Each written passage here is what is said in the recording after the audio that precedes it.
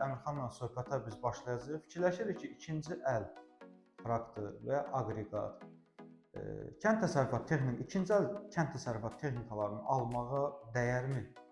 Yəni ikinci əl traktor o demək deyil ki, texnika bərbad günləri xeyr.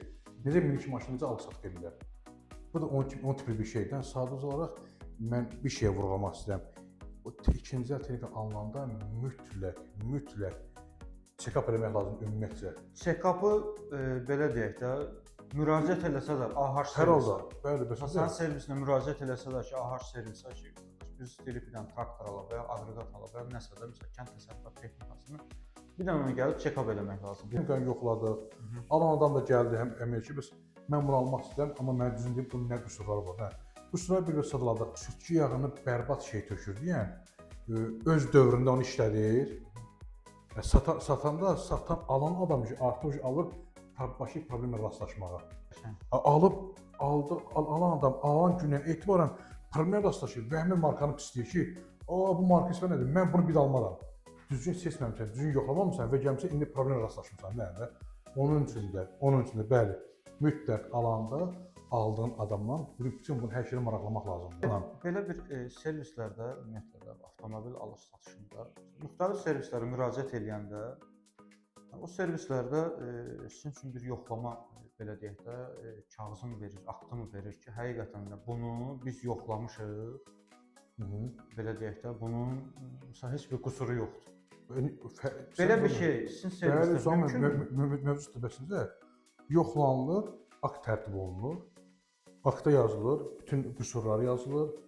Müştəri tələb edirsə ki, qüsurlara görə də bunu aradan qaldırmaq istəyirəm də ona qiymət təklif verilir ki, bu qüsur qısa bir tarixçə deyək də, yəni bəli. Bu hər bir texnikada əslində dəyərli izləyicilərimiz, hər bir texnikanın özünün bir tarixçəsi olsa, haçan ki, yağ dəyişilib, haçan nəyi dəyişilib, nələrə, yəni texniki xidmətlər olunub.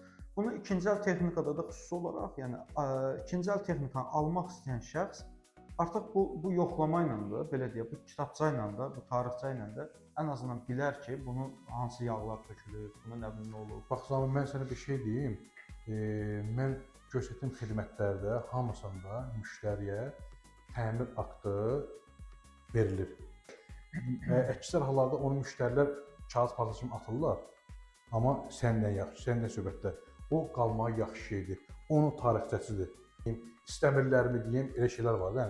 Xidmətə özüm bağlayaram da. Onda məbləğ daha da şişir. Əvvəl 1 manat idisə, indi olur 2 manat, 3 manat. Fərq böyüyür.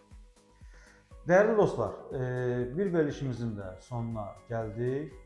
İkinci əl texnikalarınızı, ikinci əl aqreqatlarınızı satmaq istəyirsinizsə, bizim səhifəmizə müraciət edə bilərsiniz. Gəlib onu yerində çəkilişini də edə bilərik.